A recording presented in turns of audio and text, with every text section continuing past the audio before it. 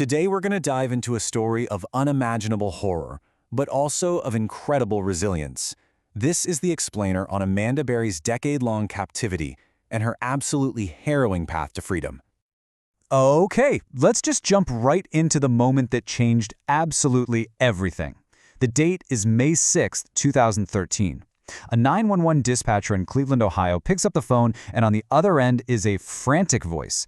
A voice that the outside world hadn't heard for 10 long, silent years.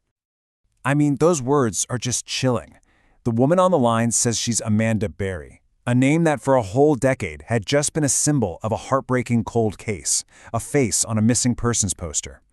In that one single moment, the impossible suddenly became real. Now here's what's so wild and frankly pretty shocking about this call. It's the response she gets. Instead of, immediate action, the dispatcher's reply is almost weirdly calm, almost bureaucratic. As soon as we get a car open. Can you imagine hearing that? For a woman who had just escaped a decade of hell, every single second must have felt like an eternity. You can just hear the raw terror in her voice. She wasn't just free, she knew she was in immediate danger. She's pleading, terrified that her captor, the man who had stolen her entire life, was going to come back at any second and drag her right back into that darkness. So, the big question is, how did she end up here? To really understand the miracle of that 911 call, we have to rewind the clock. We've got to go back an entire decade to the day that Amanda Berry just vanished.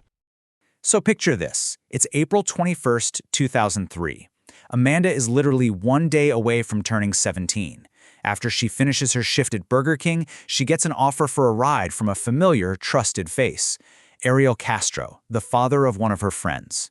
He told her his daughter was at his house. It was just a simple, friendly offer, one that led her straight into a meticulously planned trap at 2207 Seymour Avenue. The second she was inside that house, the friendly facade just completely dropped. Castro led her to a dark room, and the horrifying reality of her situation crashed down on her. He chained her to a wall, put a motorcycle helmet on her head to muffle her screams, and just blasted music to drown out any sound of her struggle. In that moment, she knew her life had been stolen. And that house on Seymour Avenue, well, it wasn't just a prison for Amanda. For the next 10 years, it was a dungeon hiding in plain sight, a place of just unspeakable horrors. Castro had turned his home into a literal fortress. All the windows were nailed shut, the glass tinted black.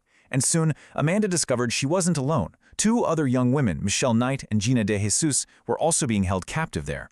In the middle of all this abuse, Amanda found a way to fight back silently. She kept a secret diary, documenting her abuse, marking each rape with an X. Meanwhile, on the outside, her mother Luana searched tirelessly, only to have her hope completely crushed when a psychic wrongly told her Amanda was dead. Luana died just a few years later, and many say it was from a broken heart. And this is a really tragic part of the story that just can't be overlooked.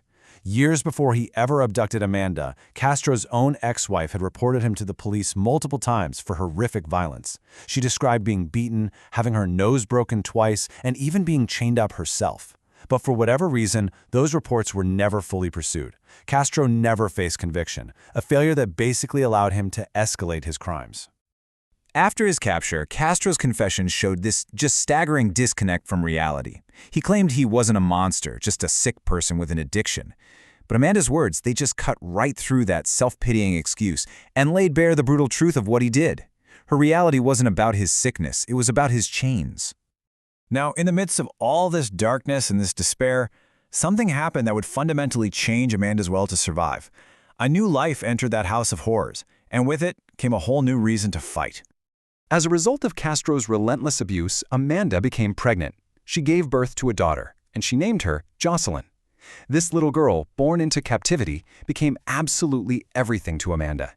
She was this bright light in the suffocating darkness, and her existence totally transformed Amanda's fight for survival into a fight for her daughter's future. And what's really incredible here is how Amanda created a world for her daughter.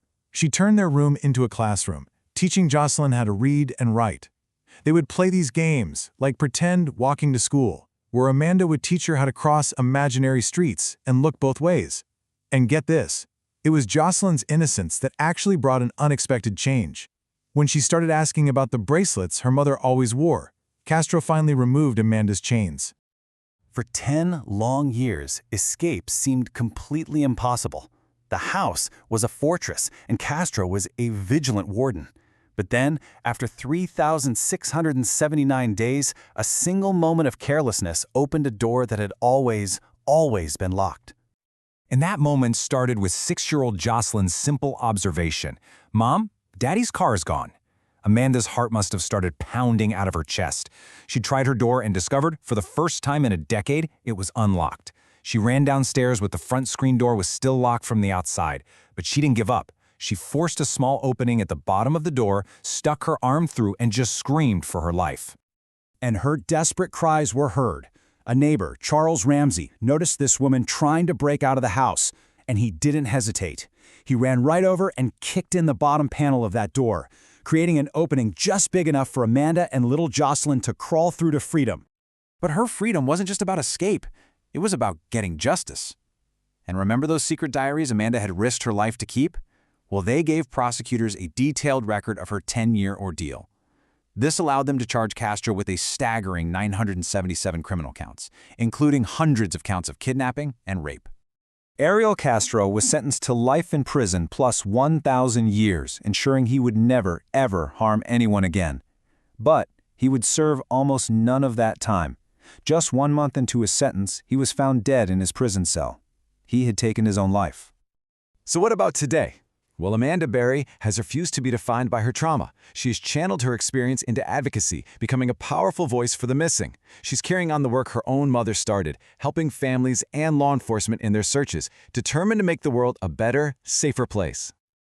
Amanda Berry's story is a harrowing tale of evil. There's no doubt about that.